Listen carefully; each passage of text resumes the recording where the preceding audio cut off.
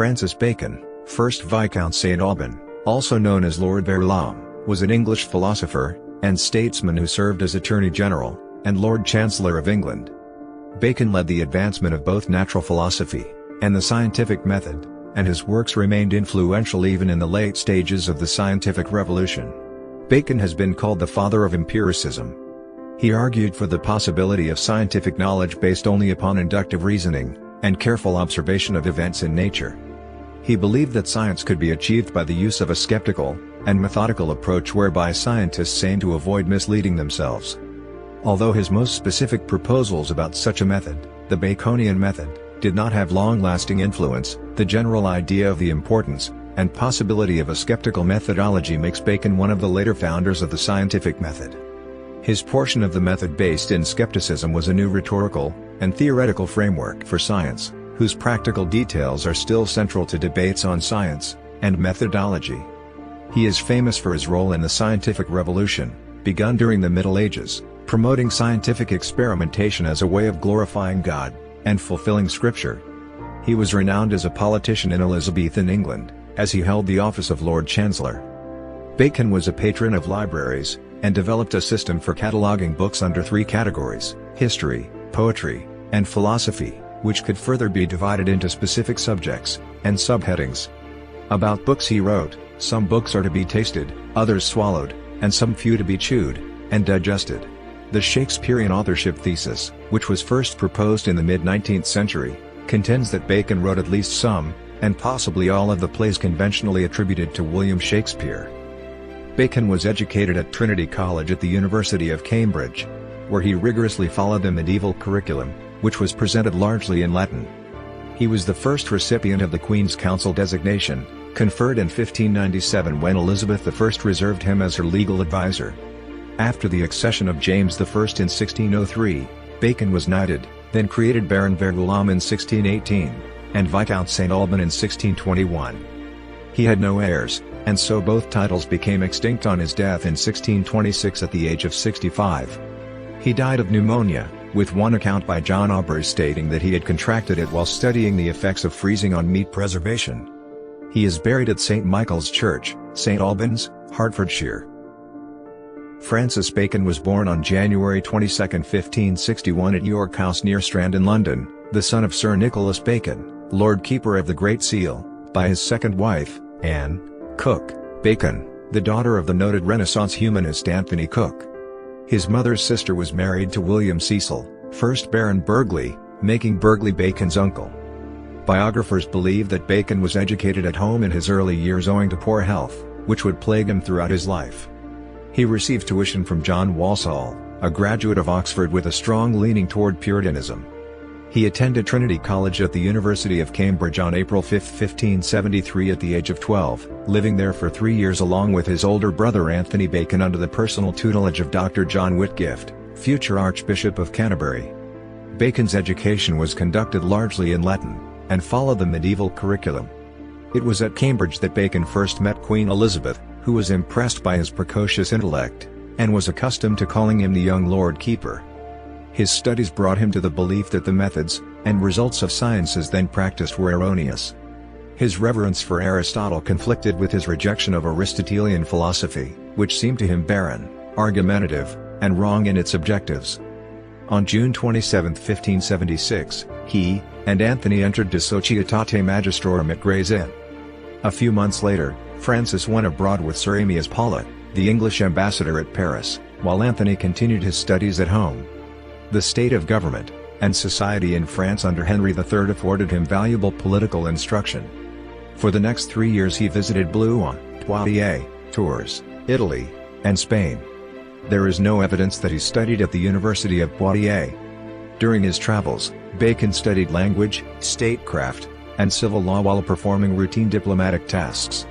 On at least one occasion he delivered diplomatic letters to England for Walsingham, Burghley, Leicester, and for the Queen. The sudden death of his father in February 1579 prompted Bacon to return to England. Sir Nicholas had laid up a considerable sum of money to purchase an estate for his youngest son, but he died before doing so, and Francis was left with only a fifth of that money. Having borrowed money, Bacon got into debt.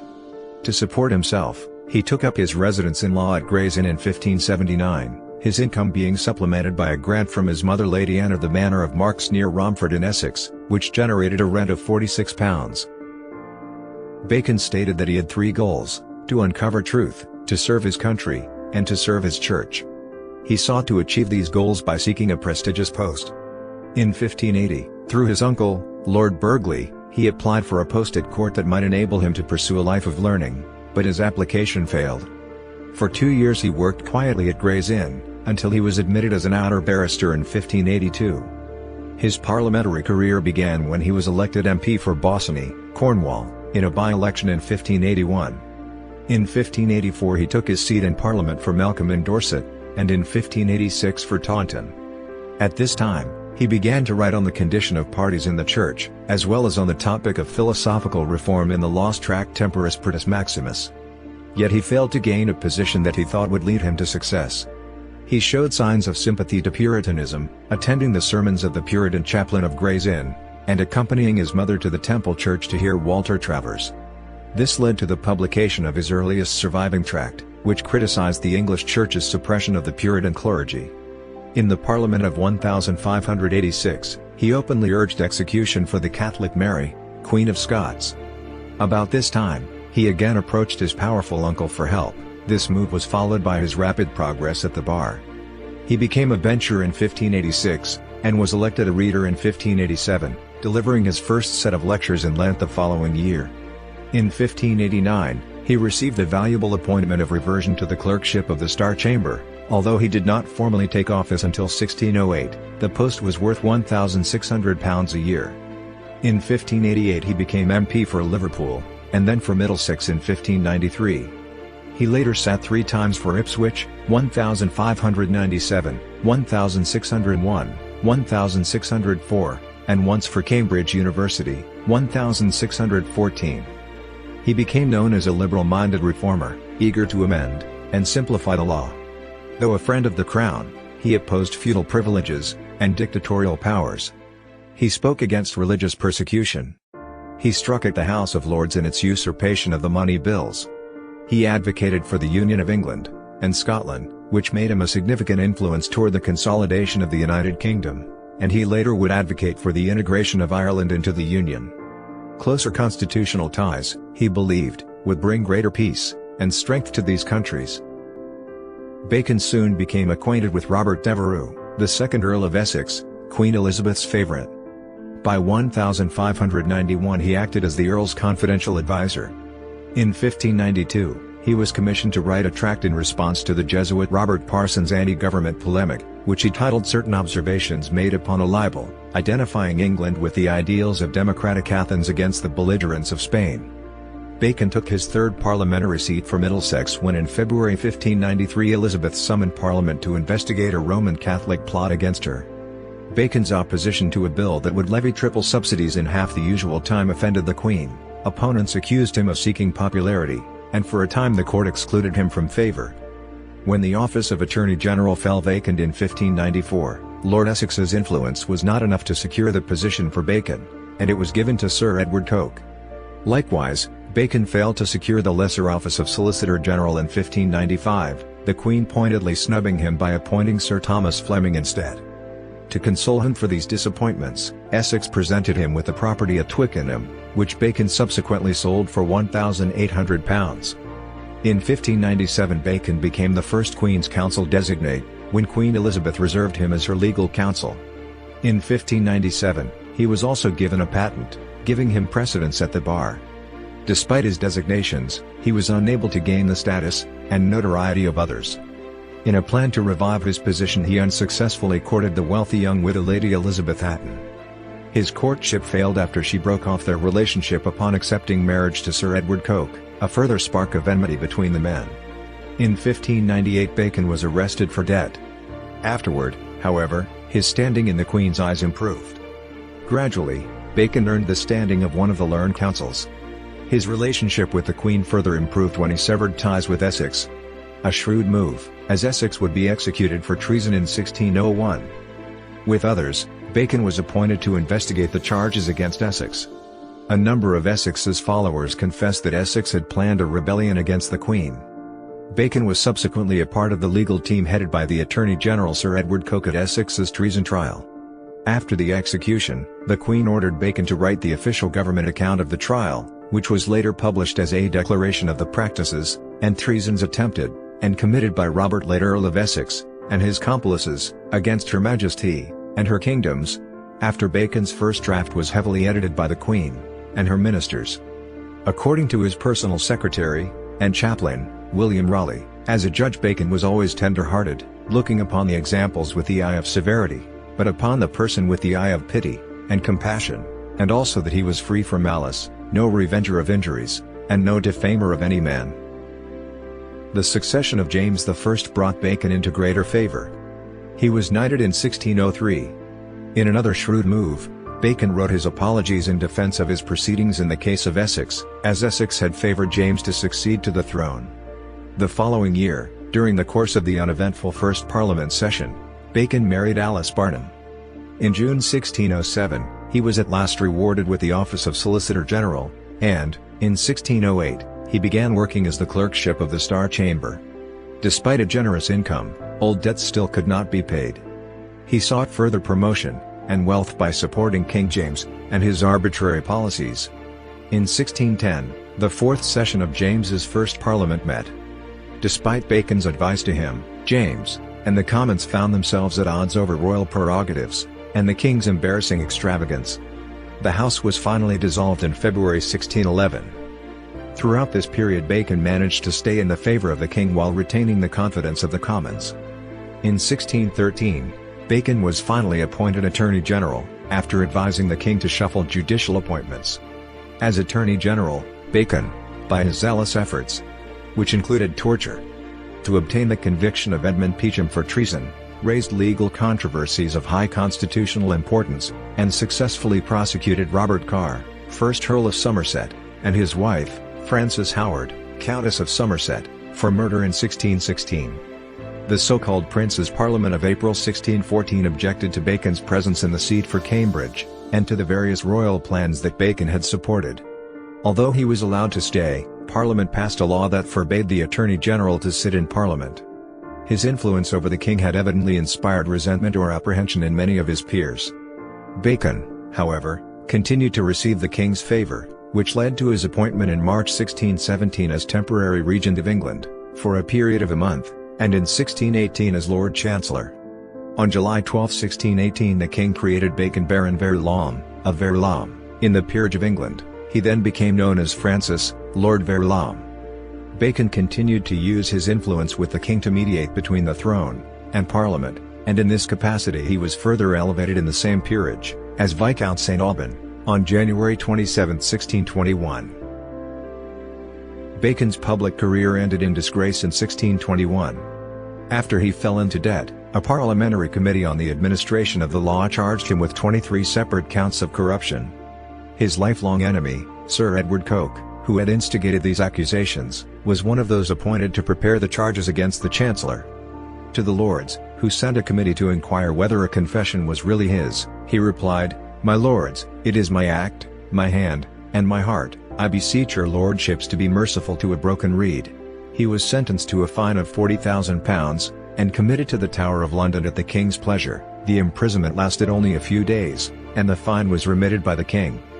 More seriously, Parliament declared Bacon incapable of holding future office or sitting in Parliament. He narrowly escaped undergoing degradation, which would have stripped him of his titles of nobility. Subsequently, the disgraced Viscount devoted himself to study and writing. There seems little doubt that Bacon had accepted gifts from litigants, but this was an accepted custom of the time, and not necessarily evidence of deeply corrupt behavior. While acknowledging that his conduct had been lax, he countered that he had never allowed gifts to influence his judgment, and, indeed, he had on occasion given a verdict against those who had paid him. He even had an interview with King James in which he assured, "The law of nature teaches me to speak in my own defense. With respect to this charge of bribery I am as innocent as any man born on street. Innocent's day. I never had a bribe or reward in my eye or thought when pronouncing judgment or order. I am ready to make an oblation of myself to the King." April 17, 1621. He also wrote the following to Buckingham. "My mind is calm, for my fortune is not my felicity. I know I have clean hands, and a clean heart, and I hope a clean house for friends or servants. But Job himself, or whoever was the justest judge, by such hunting for matters against him as hath been used against me, may for a time seem foul, especially in a time when greatness is the mark, and accusation is the game. As the conduct of accepting gifts was ubiquitous, and common practice, and the Commons was zealously inquiring into judicial corruption, and malfeasance, it has been suggested that Bacon served as a scapegoat to divert attention from the clandestine, and favorite of King James I's own ill practice, and alleged corruption. The true reason for his acknowledgement of guilt is the subject of debate, but some authors speculate that it may have been prompted by his sickness, or by a view that through his fame, and the greatness of his office he would be spared harsh punishment. He may even have been blackmailed, with a threat to charge him with sodomy, into confession. The British jurist Basil Montagu wrote in Bacon's defence, concerning the episode of his public disgrace. Bacon has been accused of servility, of dissimulation, of various base motives, and their filthy brood of base actions, all unworthy of his high birth, and incompatible with his great wisdom, and the estimation in which he was held by the noblest spirits of the age. It is true that there were men in his own time, and will be men in all times, who were better pleased to count spots in the sun than to rejoice in its glorious brightness. Such men have openly libelled him, like Jews, and Weldon, whose falsehoods were detected as soon as uttered, or have fastened upon certain ceremonious compliments, and dedications, the fashion of his day, as a sample of his servility, passing over his noble letters to the Queen, his lofty contempt for the Lord Keeper Puckering, his open dealing with Sir Robert Cecil, and with others, who, powerful when he was nothing, might have blighted his opening fortunes forever, forgetting his advocacy of the rights of the people in the face of the court, and the true and honest counsels, always given by him, in times of great difficulty, both to Elizabeth, and her successor. When was a base sycophant loved, and honoured by piety such as that of Herbert, Tennyson, and Raleigh, by noble spirits like Hobbes, Ben Jonson, and Selden, or followed to the grave, and beyond it, with devoted affection such as that of Sir Thomas Mutis? Bacon was a devout Anglican. He believed that philosophy, and the natural world must be studied inductively, but argued that we can only study arguments for the existence of God. Information on his attributes, such as nature, action, and purposes, can only come from special revelation. Bacon also held that knowledge was cumulative, that study encompassed more than a simple preservation of the past. Knowledge is the rich storehouse for the glory of the Creator, and the relief of man's estate, he wrote. In his essays, he affirms that a little philosophy inclineth man's mind to atheism, but depth in philosophy bringeth men's minds about to religion. Bacon's idea of idols of the mind may have self-consciously represented an attempt to Christianize science at the same time as developing a new, reliable scientific method. Bacon gave worship of Neptune as an example of the idolatribus fallacy, hinting at the religious dimensions of his critique of the idols. Bacon was against the splintering within Christianity, believing that it would ultimately lead to the creation of atheism as a dominant worldview, as indicated with his quote that the causes of atheism are divisions in religion, if they be many, for any one main division addeth zeal to both sides, but many divisions introduce atheism. When he was 36, Bacon courted Elizabeth Hatton, a young widow of 20. Reportedly, she broke off their relationship upon accepting marriage to a wealthier man, Bacon's rival, Sir Edward Coke. Years later, Bacon still wrote of his regret that the marriage to Hatton had not taken place. At the age of 45, Bacon married Alice Barnum, the 13-year-old daughter of a well-connected London alderman, and MP. Bacon wrote 2 sonnets proclaiming his love for Alice. The first was written during his courtship, and the second on his wedding day, May 10, 1606. When Bacon was appointed Lord Chancellor, by special warrant of the King, Lady Bacon was given precedence over all other court ladies. Bacon's personal secretary, and chaplain, William Raleigh, wrote in his biography of Bacon that his marriage was one of much conjugal love and respect, mentioning a robe of honor that he gave to Alice, and which she wore unto her dying day, being 20 years, and more after his death. However, an increasing number of reports circulated about friction in the marriage, with speculation that this may have been due to Alice's making do with less money than she had once been accustomed to. It was said that she was strongly interested in fame and fortune, and when household finances dwindled, she complained bitterly. Bunton wrote in her Life of Alice Barnum that, upon their descent into debt, she went on trips to ask for financial favors and assistance from their circle of friends. Bacon disinherited her upon discovering her secret romantic relationship with Sir John Underhill, rewriting his will, which had generously planned to leave her lands, goods, and income, and revoking her entirely as a beneficiary. Several authors believe that, despite his marriage, Bacon was primarily attracted to men. Forker, for example, has explored the historically documentable sexual preferences of both Francis Bacon and King James I, and concluded they were both oriented to masculine love, a contemporary term that seems to have been used exclusively to refer to the sexual preference of men for members of their own gender. The well-connected antiquary John Aubrey noted in his brief lives concerning Bacon, he was a pederast. His Ganymedes and favorites took bribes. Pederast in Renaissance diction meant generally homosexual rather than specifically a lover of minors. Ganem derives from the mythical prince abducted by Zeus to be his cupbearer and bedwarmer. The Jacobin antiquarian Sir Simon Stews, Bacon's fellow Member of Parliament, implied there had been a question of bringing him to trial for buggery, which his brother Anthony Bacon had also been charged with. In his autobiography and correspondence, in the diary entry for May 3, 1621, the date of Bacon's censure by Parliament, Stews describes Bacon's love for his Welsh serving men, in particular Godric, a very effeminate-faced youth whom he calls his catamite and bedfellow. This conclusion has been disputed by others, who point to lack of consistent evidence, and consider the sources to be more open to interpretation. Publicly, at least, Bacon distanced himself from the idea of homosexuality. In his New Atlantis, he described his utopian island as being the chastest nation under heaven, and as for masculine love, they have no touch of it. On April 9, 1626, Francis Bacon died of pneumonia while at Arundel Mansion at Highgate outside London. An influential account of the circumstances of his death was given by John Aubrey's Brief Lives. Aubrey's vivid account, which portrays Bacon as a martyr to experimental scientific method, had him journeying to Highgate through the snow with the king's physician when he is suddenly inspired by the possibility of using the snow to preserve meat. They were resolved they would try the experiment presently.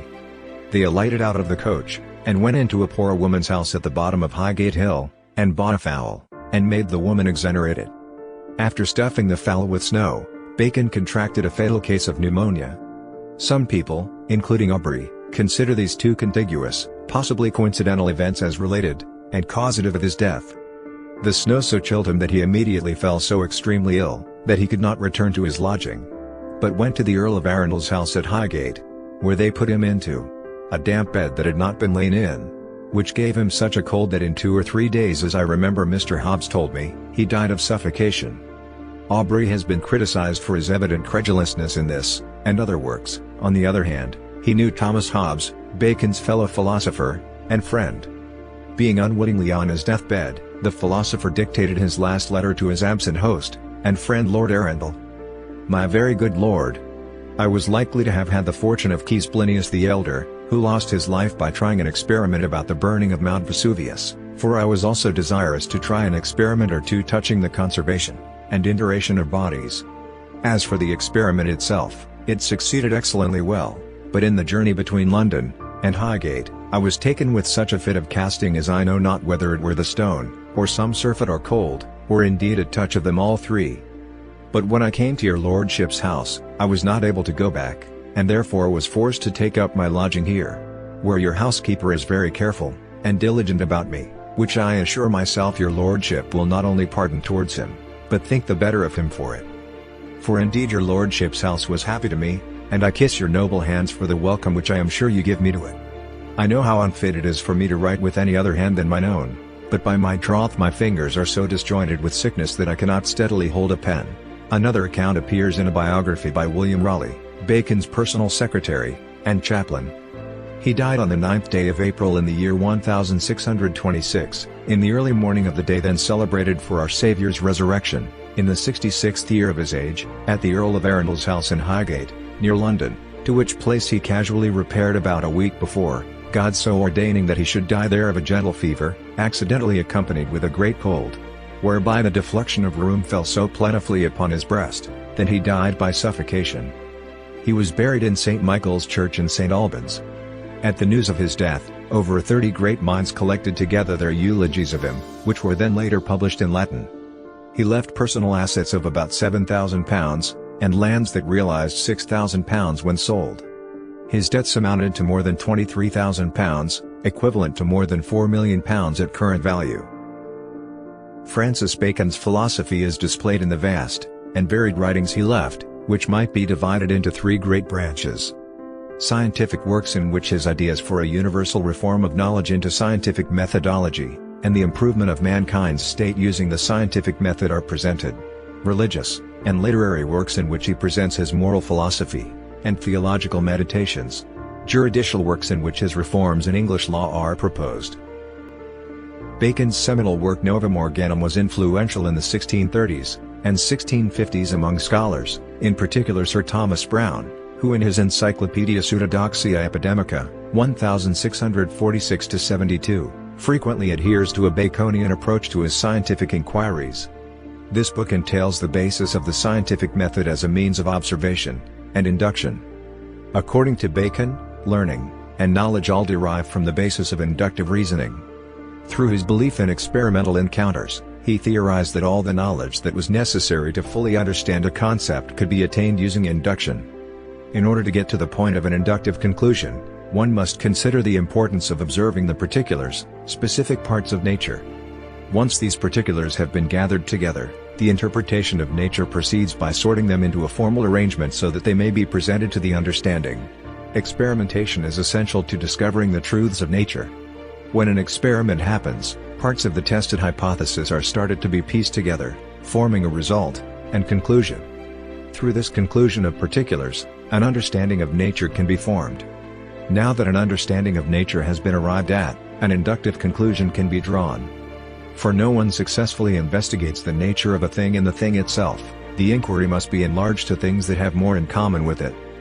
Bacon explains how we come to this understanding and knowledge because of this process in comprehending the complexities of nature. Bacon sees nature as an extremely subtle complexity, which affords all the energy of the natural philosopher to disclose her secrets. Bacon described the evidence and proof revealed through taking a specific example from nature and expanding that example into a general, substantial claim of nature. Once we understand the particulars in nature, we can learn more about it and become surer of things occurring in nature, gaining knowledge and obtaining new information all the while. It is nothing less than a revival of Bacon's supremely confident belief that inductive methods can provide us with ultimate and infallible answers concerning the laws and nature of the universe.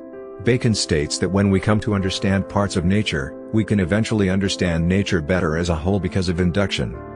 Because of this, Bacon concludes that all learning and knowledge must be drawn from inductive reasoning. During the Restoration, Bacon was commonly invoked as a guiding spirit of the Royal Society founded under Charles II in 1660.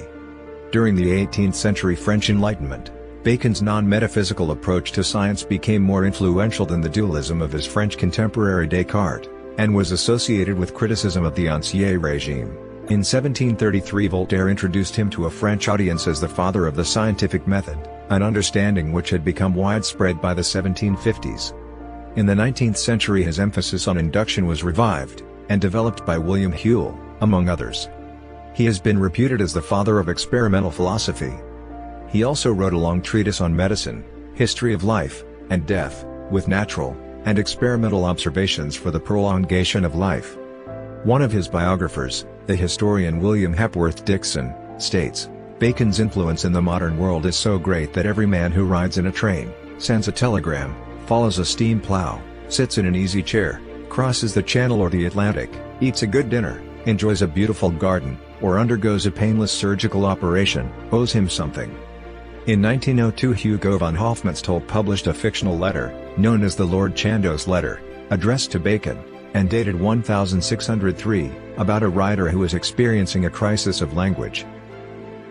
Bacon played a leading role in establishing the British colonies in North America, especially in Virginia, the Carolinas, and Newfoundland in northeastern Canada. His government report on the Virginia colony was submitted in 1609.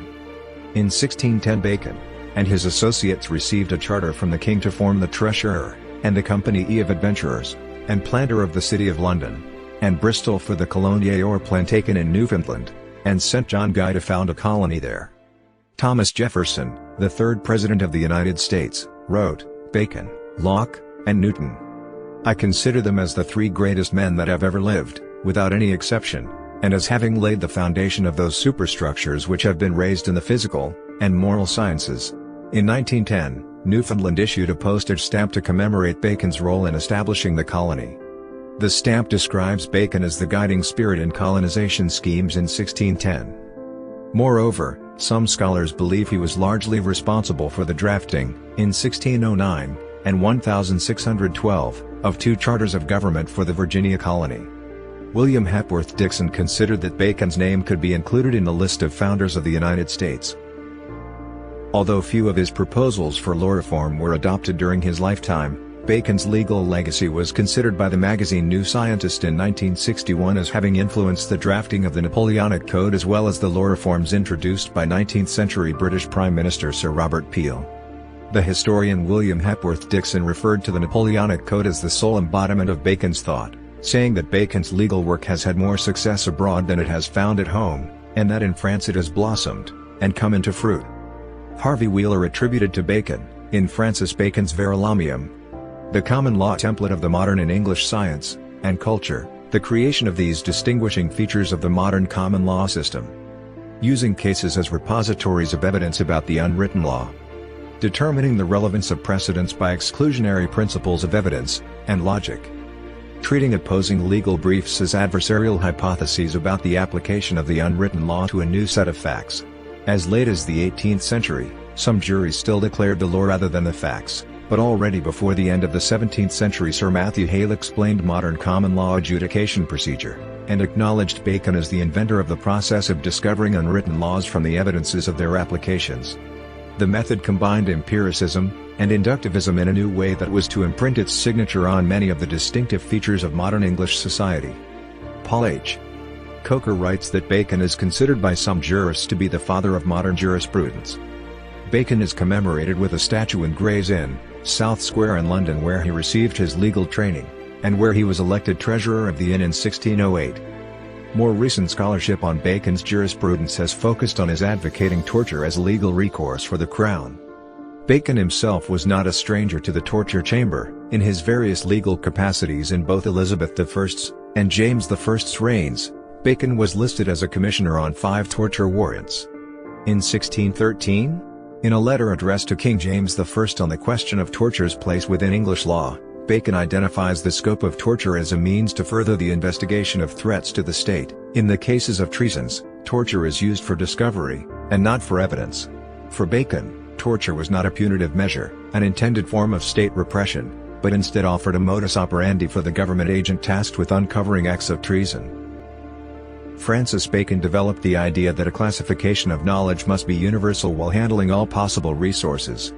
In his progressive view, humanity would be better if access to educational resources were provided to the public, hence the need to organize it. His approach to learning reshaped the Western view of knowledge theory from an individual to a social interest. The original classification proposed by Bacon organized all types of knowledge into 3 general groups: history, poetry, and philosophy. He did that based on his understanding of how information is processed, memory, imagination, and reason, respectively. His methodical approach to the categorization of knowledge goes hand in hand with his principles of scientific methods.